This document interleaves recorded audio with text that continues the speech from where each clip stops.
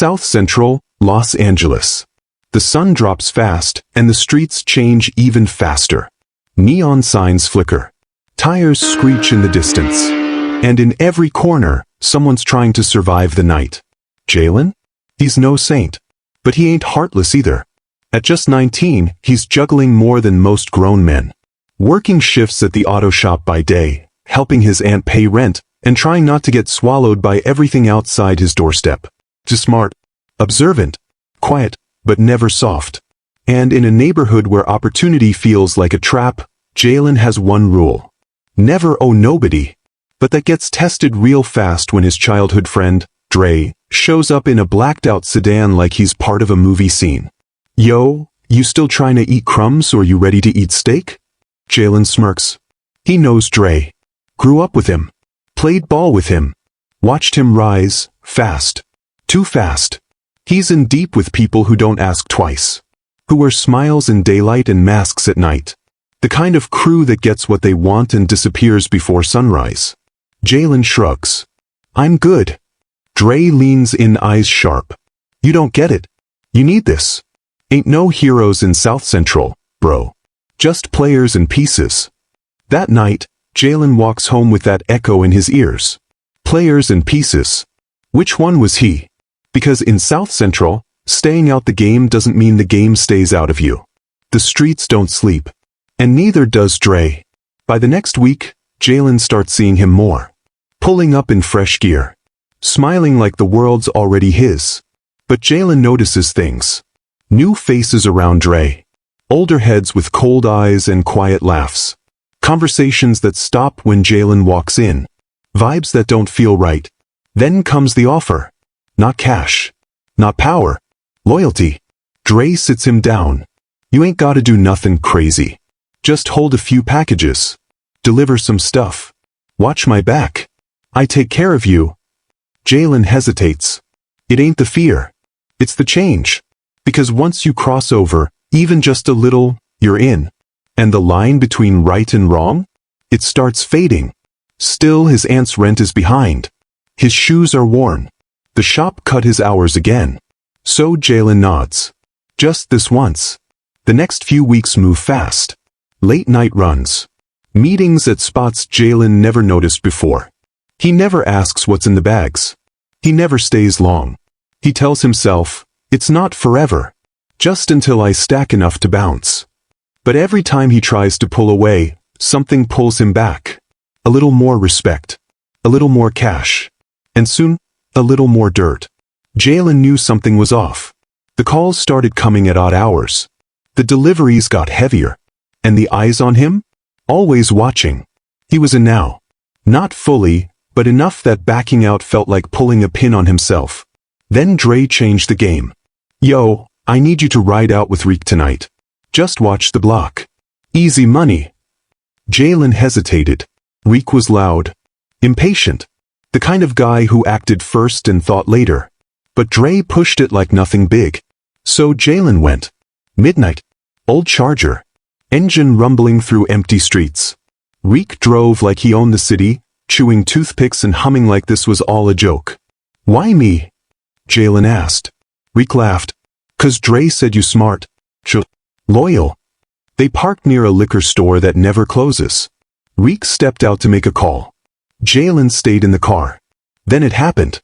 A black SUV pulled up slow. Headlights off. No plates. Jaylen's instincts kicked in. He grabbed his bag and jumped out, walking fast. Before he could even hit the corner, sirens lit up the night. Squad cars. Flashlights. Voices yelling. Chaos. They weren't after Reek. They came straight for Jaylen. Face down. Cuffed. And when they popped the trunk, something was already there. Something heavy, wrapped, and sealed. Jaylen didn't need to ask. He didn't need to speak. He'd been set up. Jaylen spent 3 nights in a holding cell. Cold metal bench. No phone calls. Just silence, fluorescent lights, and a sinking gut feeling. They didn't charge him. No prints. No solid proof. Nothing with his name on it. They let him go, but the message was clear. We're watching. When he walked back into the neighborhood, the streets didn't look the same. Even the air felt different. He could feel it, eyes behind curtains, heads turning when he passed. Jaylen didn't go home. He went straight to Dre's. Dre opened the door like he'd been waiting. "Bro, I heard what happened. You good?" "That's wild." Jaylen just stared. No smile. No handshake. Just a question. "You send me with Reek on purpose?"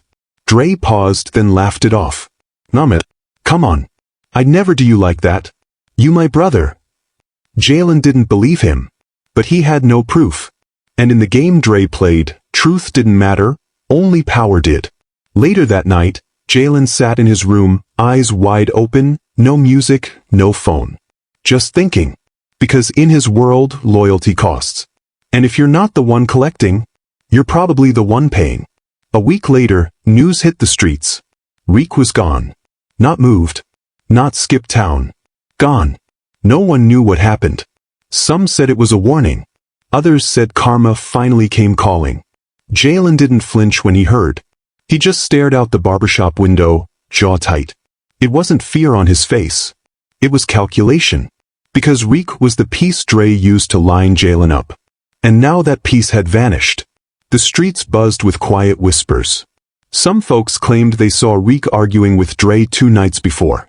Others said Reek was running his mouth to the wrong crowd. Jaylen didn't speak on it. He didn't ask questions. But deep down he knew. Reek got dropped to clean up a mess. And that mess had Jaylen's name all over it. That night, Dre showed up at Jaylen's door with a brand new hoodie and a smile like nothing happened. "A gift," he said. Jaylen took it, but he didn't say thanks. Because something had shifted. The air felt colder. The brotherhood felt thinner. And the line between them? It wasn't blurred anymore. It was cut.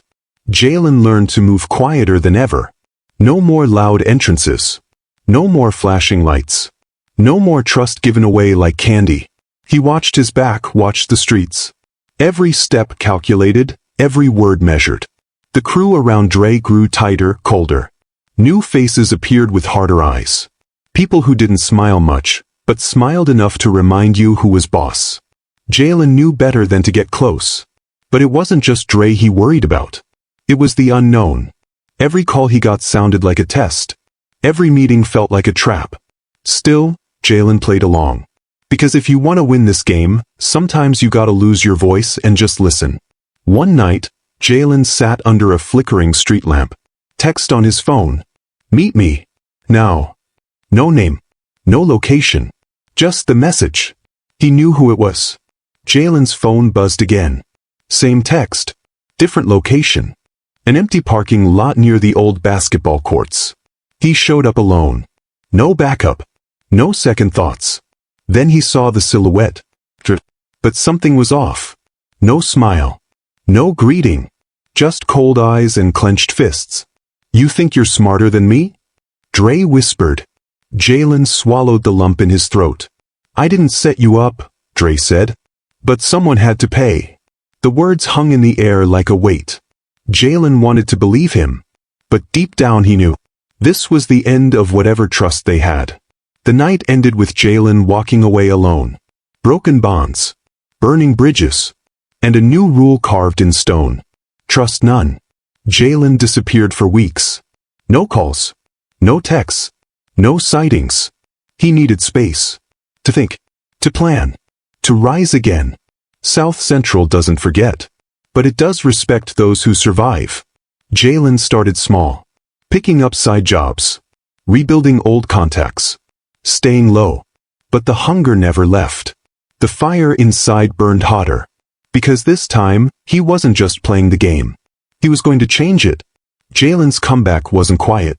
He moved with purpose. No flash. No drama. Just steady steps. He reconnected with old friends, the ones who knew the real him. Together, they started building something new. A network not built on fear, but respect. Jaylen kept his circle tight. No loose ends. Every move was calculated. Because now he was in control. And those who doubted him? They were about to learn the hard way. Jaylen stood on the rooftop overlooking South Central.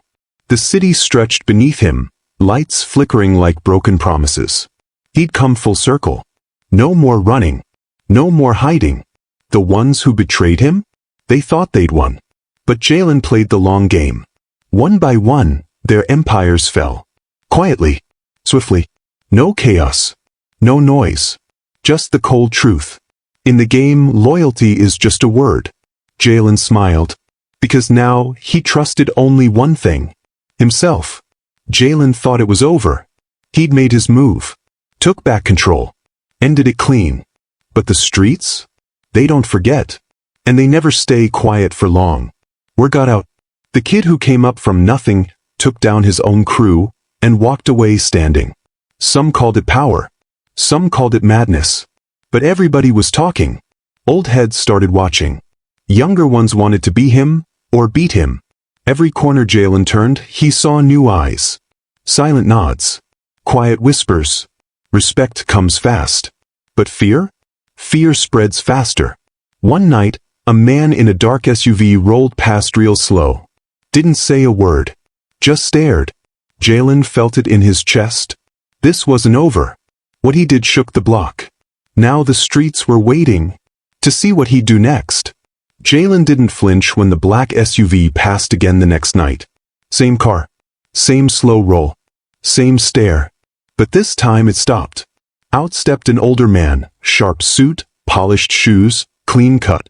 Didn't look like he belonged on that block. But somehow he fit in too well. "Name's Carter," he said. "I heard you made some bold moves." Jaylen didn't answer. Carter smiled. "Don't worry. I'm not the law. I'm legacy. Been watching you."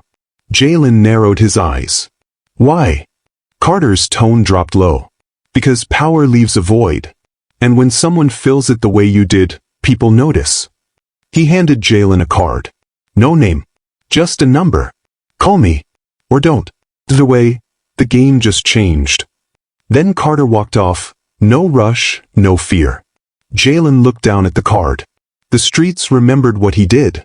But now, someone else was remembering too. And they were watching. Jaylen didn't call the number. But that didn't matter. Carter showed up anyway. This time, it was early, daylight, while Jaylen stood outside the corner store. "Thought about my offer yet?" Carter asked, calm and collected. Jaylen raised an eyebrow. "You never gave one." Carter smirked. "You're right. Let's fix that." He motioned to a bench nearby. Jaylen followed, cautious. "You've got something rare," Carter said. "Control. Loyalty. Fear. People listen when your name comes up." Jaylen stayed quiet. "I run things. Not just here. Across the coast. Quiet, steady, untouchable. But every empire needs a new face, one the streets already trust." Jaylen tensed. "So you want me to work for you?" Carter chuckled. "Not for me. With me. I'll open doors you never knew existed. But you follow one rule." Jaylen waited. "No chaos. You play smart, you stay safe. You play wild, you disappear." Carter handed over a folder. Inside, addresses, blueprints, names. All organized. All powerful. "You've earned attention, Jaylen. Question is, do you want power or just revenge?" Then Carter stood and walked away, leaving Jaylen with the weight of a decision. For the first time, this wasn't just about survival. It was about legacy. Jaylen kept the folder locked away. He hadn't said yes. But he hadn't said no either. Days passed. Things got quiet. Too quiet. Until a knock hit his door one night. 3 soft taps, like someone trying not to be heard. He opened it and froze. Tasha. The girl he used to dream about. The one who vanished when everything went dark. She looked tired. Nervous. But still had that fire in her eyes. "Can I come in?" she asked. Jaylen stepped aside, silent. His heart raced, but his face stayed cold. "I heard what happened," she said, looking around. "They're saying you took it all." Jaylen didn't answer. She stepped closer. "I didn't leave you, Jay. I left the life. I couldn't watch it swallow you." Jaylen turned away. "It swallowed me anyway." Tasha hesitated, then pulled something from her bag, a worn notebook. Inside, names. Places. Warnings. "Some of them aren't done with you," she said. "And some of they're coming back." Jaylen's fingers tightened around the pages. He thought he'd buried the past. But the past was never dead. It was just waiting. Jaylen sat alone on the rooftop that night, Tasha's notebook resting in his lap. The city below buzzed with life, sirens in the distance, music echoing from blocks away. But in his mind? Silence. Two paths lay in front of him. Carter's world, power, money, protection. Everything laid out like a chessboard. And Tasha's truth, ghosts from the past still walking and danger closing in from the shadows. Jaylen had already lost people. Pieces of himself. He swore revenge would be the end of it. But now it felt like it was just the beginning. His phone buzzed. Carter, your time's ticking. What'll it be? Jaylen stared at the message. He could disappear. Start fresh. Or step deeper into the fire. Footsteps came from behind. Tasha, you don't have to prove anything to anyone anymore, Jay, she said softly. Not even to yourself. He looked at her, really looked. Then back at the city. I'm not proving anything, he said. I'm just making sure no one forgets what happens when they cross me. The crossroads weren't ahead of him anymore. They were behind. He'd already chosen. The next move came fast. Carter invited Jaylen to a meeting, not in the streets, but in a downtown high-rise. Polished floors. Tinted windows. Suits all around. Jaylen didn't like it. Too clean. Too quiet. Inside, Carter waited at a long glass table, surrounded by men who didn't smile. The kind who made decisions with handshakes or silence. You're here, Carter said. That means you're ready. Jaylen sat down. I'm ready to listen. Carter slid over a tablet. There's a drop next week. No noise. We let you run it. Consider it your entry test. Jaylen scanned the details. The location felt off. Too exposed. What's really going on? He asked. Carter leaned in, tone low. You want in, you gotta take a step. Trust is built by action. Jaylen nodded, but his gut twisted. Something didn't feel right. Later that night, back at the crib, Jaylen opened Tasha's notebook again. One of the names from her list matched the building where the drop was planned. Coincidence? No such thing in this life. Jaylen stared out the window, jaw tight. This wasn't a test. It was bait. Jaylen didn't walk into that drop alone. He brought Dre, his day one, the only one left who never folded. I don't trust this, Jaylen said in the car, eyes locked on the warehouse. You ever do? Dre smirked, trying to keep it light. But they both knew this wasn't just another job. Inside, everything looked normal. Too normal. Then it all went left. Doors slammed. Lights cut. Voices shouted. Heavy footsteps. No escape. Jaylen grabbed Dre, shoved him toward the exit. Run. But Dre turned back. I'm not leaving you. A shadow moved. A sharp sound. Then silence. Jaylen dropped beside him. Dre was down. Breathing shallow. Blood on the floor, dark and spreading. Hold on, man. Don't you quit on me, Jaylen said, his voice cracking. Dre smiled weakly. Guess the streets finally caught up, huh? Jaylen's hands shook as he pressed down, trying to stop it. You're not going out like this. Not here. But Dre was already slipping. And in that moment, Jaylen didn't feel power. He felt loss. Real loss. By the time backup came, Jaylen was soaked in his brother's blood. The concrete didn't care. The city didn't stop. And something in Jaylen? Jaylen didn't cry. Not at the hospital. Not at the funeral. Not even when Dre's mother looked at him with empty eyes and said, "You were supposed to protect him." He just nodded. Then he disappeared. For 2 weeks, no one saw him. Not even Tasha. But when he came back, he wasn't the same. Gone was the kid chasing respect. Now, he wanted retribution. He traced every detail from the setup, the guards, the building, Carter's timing. It all pointed to one truth. Carter had fed him to the wolves. Jaylen suited up. No noise. No show. Just surgical focus. Every name in the folder Carter gave him? He paid them a visit. By the time word spread, half the city knew. Jaylen declared war. But this wasn't reckless. It was smart. Precise. He wasn't burning the city. He was cutting its roots. Carter? Silent, watching from his towers. But even he knew. The kid he tried to mold had become something else. Not a partner. A problem. War season had begun. And Jaylen? He was just getting warm. Carter had always been untouchable. He ran things from behind layers. Men, money, silence. But Jaylen's war cracked that silence. Every hit made headlines in the streets. Names that once carried weight gone. Spots that once moved power, shut down. And Carter? He said nothing. Until now. Jaylen walked into his apartment one night. Lights off, everything still. On the table, a burner phone, ringing. He picked it up. Carter's voice was calm. Too calm. You've made your move, Jaylen. Bloody. Loud. Jaylen said nothing. I taught you better, Carter continued. You could have had it all. Now you're just chasing ghosts. Jaylen's voice cut sharp. Dre wasn't a ghost. The pause. Then Carter said, you don't know how deep this runs. You think you're hurting me?